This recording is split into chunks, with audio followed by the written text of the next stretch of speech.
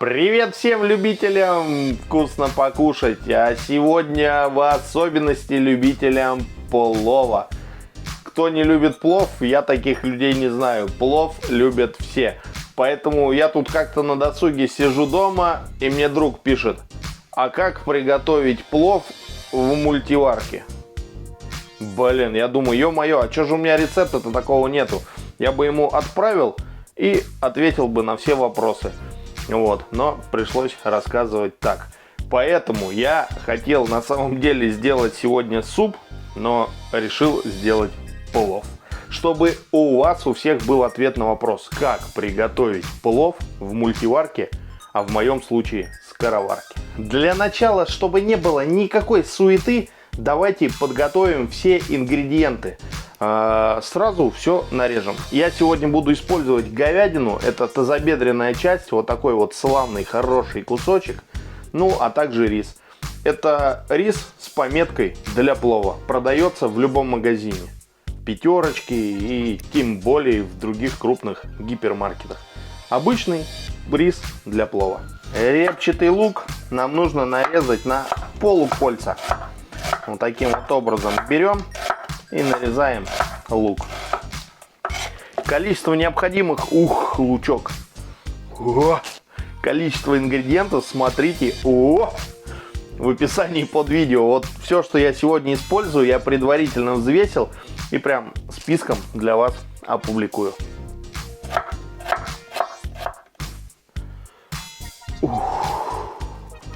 Лучок сегодня прям ядреный.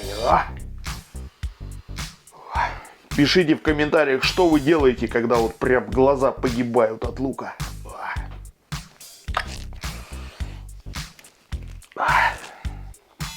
Морковь.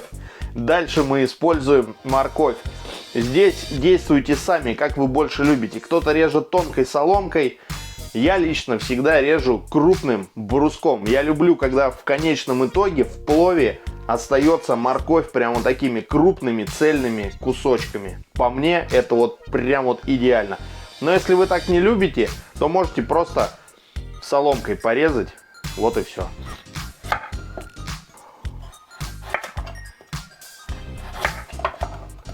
Прям вот такими брусочками я обычно режу. Не знаю, мне так больше всего нравится.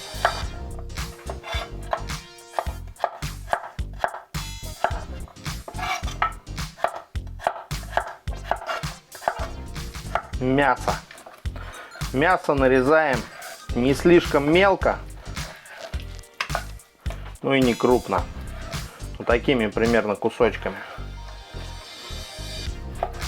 По мясу тоже напишите в комментариях, интересно будет почитать, кто какой любит. Свинина по мне получается очень сухая. Ну, баранина для такого рецепта как-то очень крутовато. Вот, а говядина в самый раз. Ну, курица, индейка немного не то. Вот такое вот мясо говядины у нас сегодня в плов пойдет. Теперь мы берем наш рис. Нам нужно его хорошо промыть. Прям вот так вот хорошо его вымываем.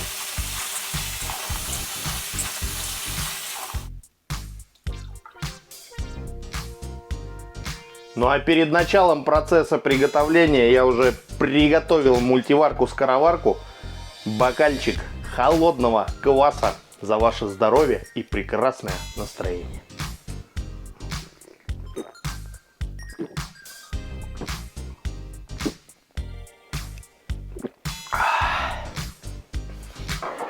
Прекрасно.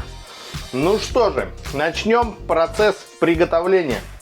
Берем мультиварку, скороварку. Мы сегодня будем использовать именно скороварку. Режим и мультиварки, и скороварки. Наливаем растительное масло.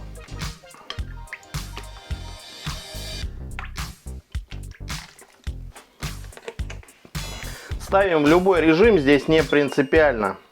И запускаем, чтобы у нас пошел процесс нагрева. Масло нагрелось, и пора отправлять туда мясо.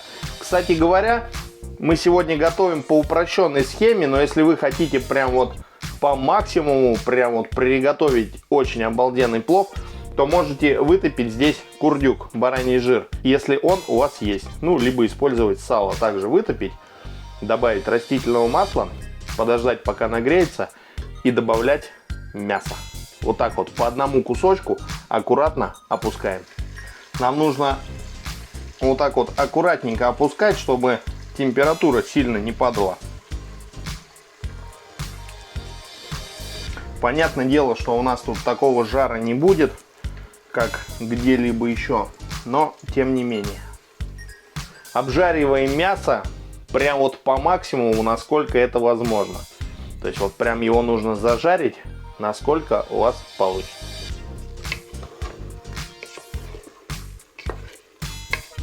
Прошло минут 10, как готовится наше мясо. Понятное дело, здесь ожидать золотистой, румяной, бодрой корочки не стоит.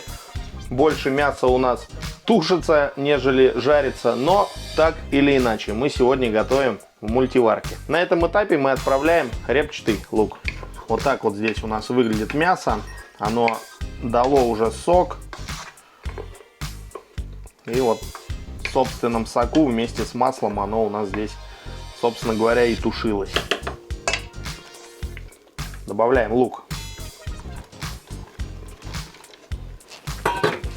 Лука, как вы видите, у нас прям так много. Так и должно быть. Не пугайтесь. Сейчас он в объеме значительно уменьшится и будет просто круто и сказочно.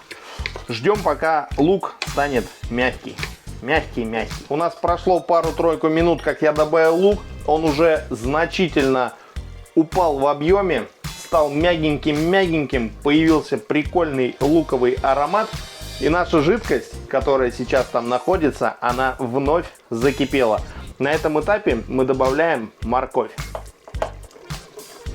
Ну и также минуточки 3 вместе с нашей морковкой все это дело здесь тушим. Наша морковка вот прям слегка стала мягкая.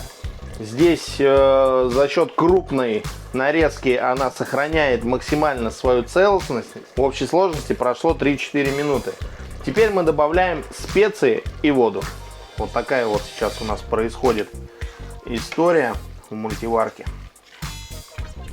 Лучок прям уже по максимуму мягкий, а морковка только начинает. Добавляем барбарис, добавляем половину зиры, куркуму, а также добавляем паприку. Вы можете использовать обычную сладкую, я буду использовать копченую. Хочется, знаете, вот немного такого вот какого-то аромата, дымка, зажаренности, вот что-то такого туда добавить, чтобы плов получился максимально вкусный. Добавляем паприку. Конечно же, добавим соли. Здесь по вкусу действуйте. Ну и добавляем теплой воды.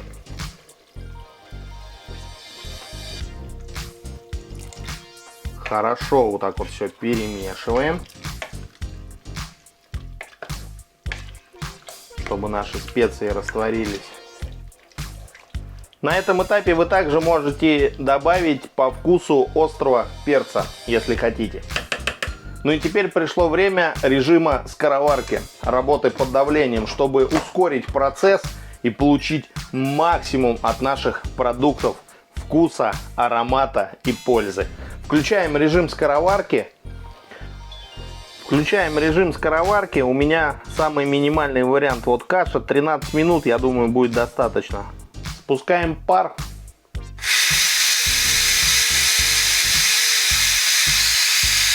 Ух, какая там мощь, да? Ну прям пар у нас фигачит. Тем самым мы очень хорошо сократили время приготовления. Если мы просто без давления все это тушили, то вам потребовалось бы намного больше времени. Если у вас вдруг режима скороварки нету, то на этапе, когда мы включили скороварку, тушите минут 30, это точно. Все это дело вот так вот периодически перемешивая.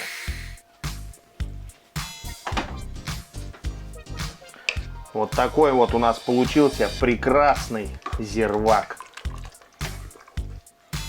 Морковка, видите, стала мягкая, но в тот же момент целая.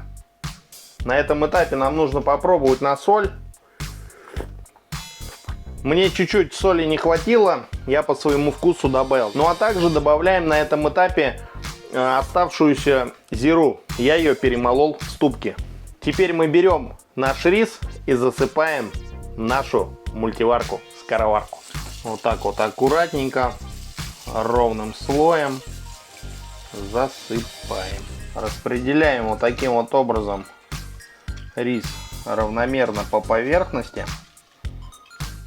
Воду я больше добавлять не буду. Граммовки, в том числе и воды, смотрите в описании. А также я беру одну головку чеснока. Я у нее вот таким вот образом срезал попку. Верхний слой очистил и помыл. Отправляем сюда же. Вот так вот берем, утапливаем. И пусть она у нас тут находится. Мы будем вновь запускать режим работы под давлением на 14 минут. У меня здесь есть программа под названием крупы. На 14 минут запускаем под давлением. Ну что, спускаем финально наш пар. Роняем давление.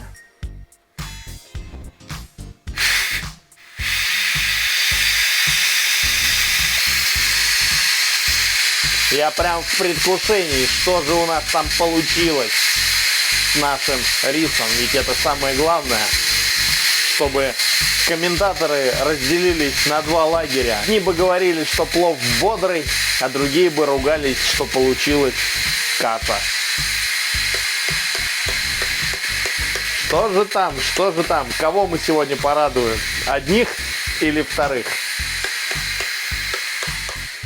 Та-да-да-дам! Ну вот такой вот у нас тут получился плов. Рис готов. Конечно же, достаем чесночок. Высыпаем из него зубчики чеснока. Ну и теперь нам нужно наш рис вот так вот хорошо перемешать с оставшимися ингредиентами.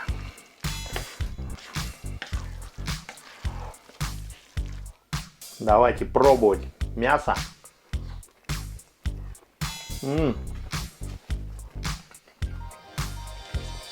Мягкое прям. Очень вкусно.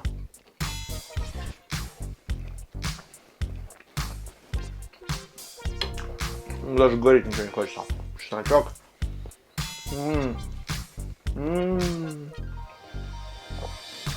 Вот так вот.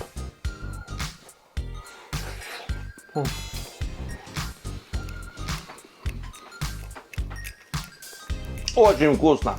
Вот реально очень вкусно. Кто посмотрел видос, вы большие молодцы.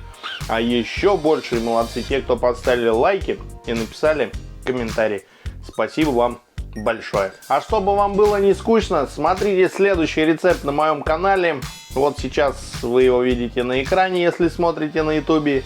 И я с вами прощаюсь. До скорых вам встреч. Увидимся вот в этом видосике. Пока-пока!